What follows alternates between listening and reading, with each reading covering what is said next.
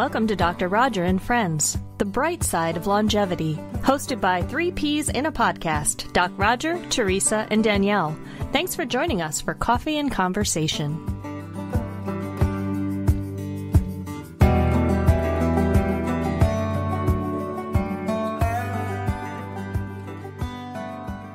Welcome back. Thanks for joining us for episode 2 of Dr. Roger and Friends, the bright side of longevity. The topic today is Healthspan. So last time we're talking about longevity, right? And we're all living longer. So that's lifespan. So the concept of healthspan, though, that's something else. That's lots of people talking about that in medical, health, just any circle.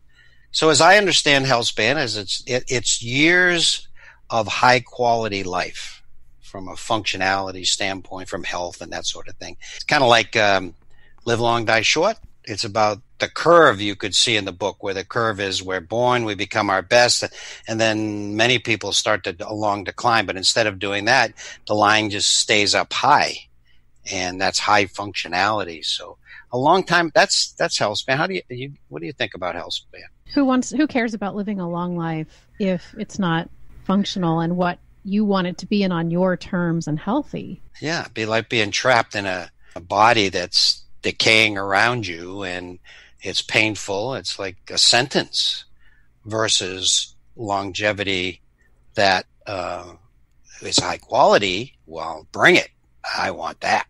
Yeah, that's what people fear about aging, I think. Of course. Yeah. Of course, when someone says, I don't want to live to be 100, they're thinking in terms of suffering and decline only.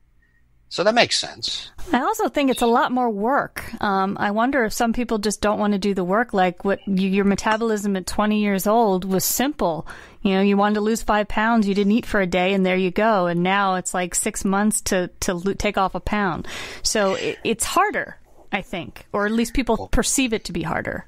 Well, you nailed it. Because how do you get lifespan? You know, we used to think it was just luck or genes. We can talk about that. But now we know that it's lifestyle.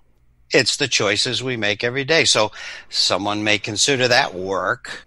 But, you know, it doesn't have to be running marathons and eating bark. No, it doesn't have to be those hard things, but it is about lifestyle. You know, the MacArthur study said that, and all research says it's the choices that we make every day. And not only when we're old. Successful aging or better aging should start early, right? But again, it's never too late either. So just to start to make good decisions, and they're easy decisions, aren't they? They are easy decisions if we think of them as small steps. You know, we're so tempted to jump full onto that bandwagon. I think we're bandwagoners at least in American society. And then we go flying off 2 weeks later and we feel like a failure. And so we take such a big step, but it is doable. I think we want to brag about it too. You know, we don't value small change. You're going to walk into a bar with your friends and said, I took 10 more steps yesterday. You know, that's not going to work. Not only that, but but there are so many little changes. Like when I try to, keep track of, okay, I'm going to meditate today, and then I'm going to exercise today, and then I'm going to make sure that I get my purposeful work in. And by the time you get it all done, it's like midnight and you're exhausted. So to me, it's how to integrate these changes over time. Like maybe start with one thing. Okay, I'm going to do whatever of meditation each day for a few weeks, and then maybe add another piece. But to me, that's the real challenge, is integrating all the things you should be doing in a way that supports your lifestyle. I think what we've learned from some of the Blue Zones cultures is that it is the lifestyle. It's not one more thing on the plate. It is the plate. And I think that's part of the answer. The whole plate. I like that one. But this healthspan thing, certainly it's better for the individual because you're going to have a better life. But just think of what it does for society, relative healthcare costs, or, just the pain and suffering and having a lot of functional older adults, what that does for society, all this, it's like human capital, like all this experience and everything, all there to contribute. I mean, it's a big deal, Healthspan. I mean, and in so many ways, financially, quality of life, societal, I mean, everything. So, and okay, so now we know it's lifespan. It's a lifestyle choices makes lifespan, longevity, higher quality into health span. So is it doable? I mean, many people, they think, hey, I don't have good genes. You heard people say that? So I don't know. I don't know if there's a genetic thing that prevents you from making good lifestyle choices. I don't think so. No, I think what we want philosophically, all of us, is health span, not just longevity, but health span. It's what we know we want. I mean, hardly anybody says, no, I'd rather suffer, right? Everybody wants to live really well. But our daily actions are not in sync with that ultimate goal. And I think that's the opportunity. I put it in the book. I want to age like trees, like New England trees that get more colorful as they age, the leaves, and blend with others and make so much more beauty than you would alone. And then when my time comes, I want to fall off the tree. That's what we're talking about.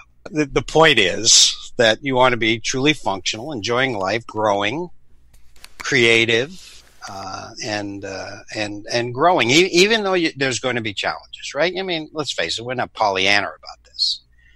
Getting old is about loss, losing friends, losing some capabilities, but you can what we're talking about is that you can make choices to definitely limit that decline and limit it to just a small amount and to maintain high levels of function longer and longer. And that's everything. So the degree to which we're practicing these lifestyle habits, we know life's going to throw us a curveball at some point, but the better we can weather that storm and get back to really high functioning, I think that's also what we all want. Elizabeth Blackburn, she won the Nobel Prize for her research on telomeres. And she has a great TED Talk too. Elizabeth Blackburn. She's from Australia, and she studied. It's funny, but we know so much about aging and how to age in a better way because she studied pond scum. There's a metaphor. There's something in there. I don't know what it is. But she studied pond scum for a long time, and she found out that the ends of the chromosome strands have this thing called a telomere. You may have read about it. I'm sure you guys have. I know you guys know about it. But it's like the end of a shoelace, and it prevents when the cell divides, it prevents the loss of DNA, critical DNA material. So each time the cell divides, and it divides many times in our lives, the cell's life, and when it gets short, eventually a cell dies because you lose chromosomal material.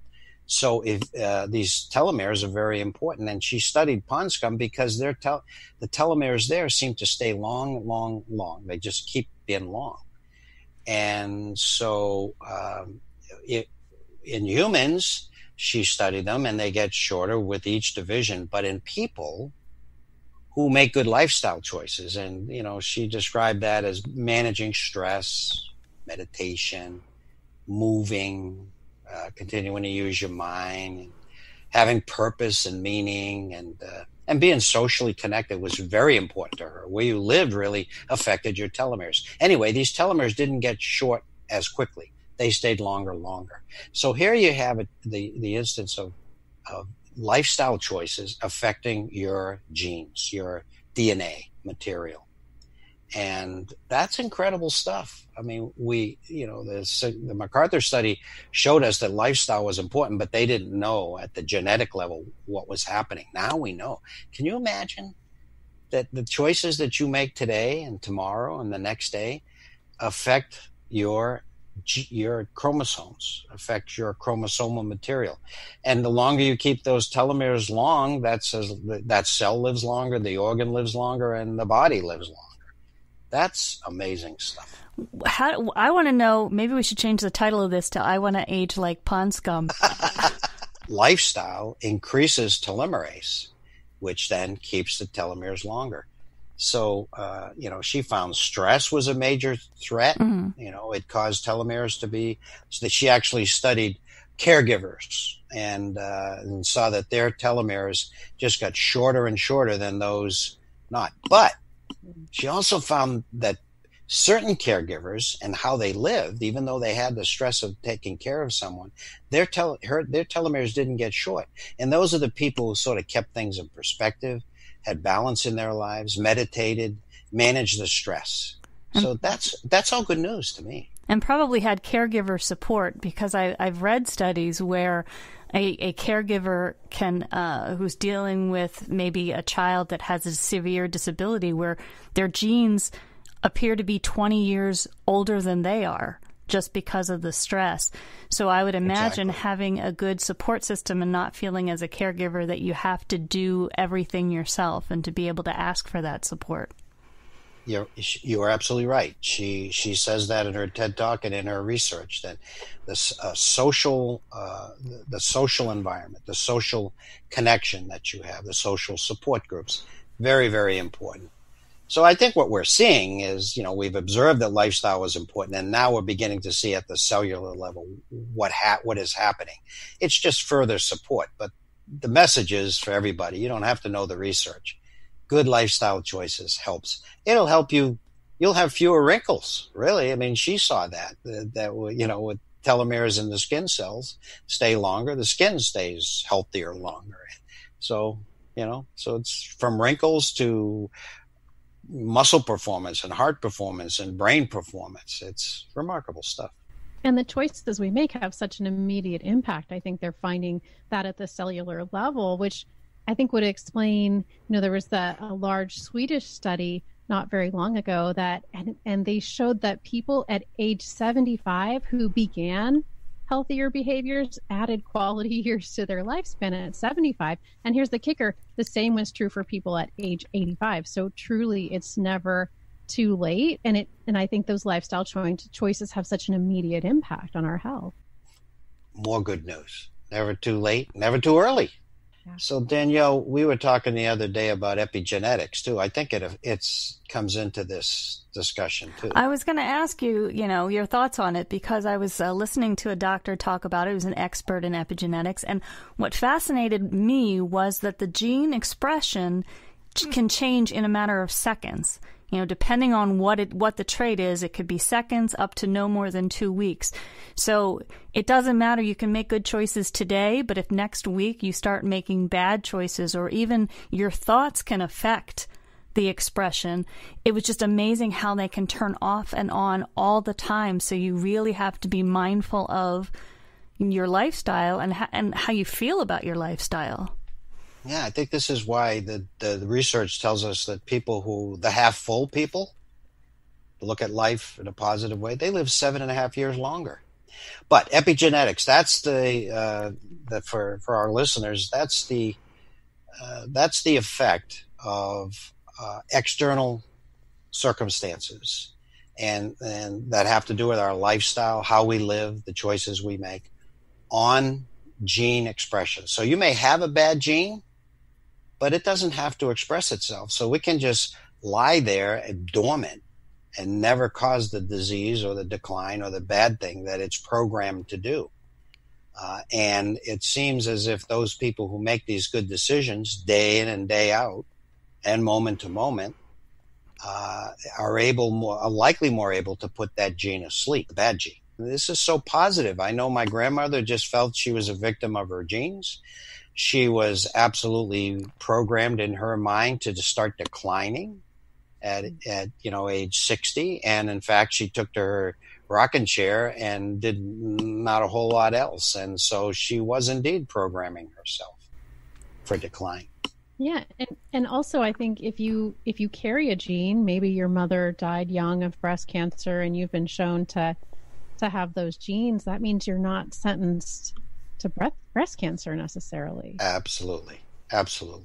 So you can get Healthspan with good choices, and those good choices we know have profound effects on our genetic material, certainly on the quality of our life, and whether we do indeed live long and die short. Hi, we hope this podcast is a source of inspiration. If you're ready to dive deeper into these concepts and really apply them in your life, join us over at Master Life. You'll have a personalized experience and lots of support to create your own long, bright future. mymasterlife.com.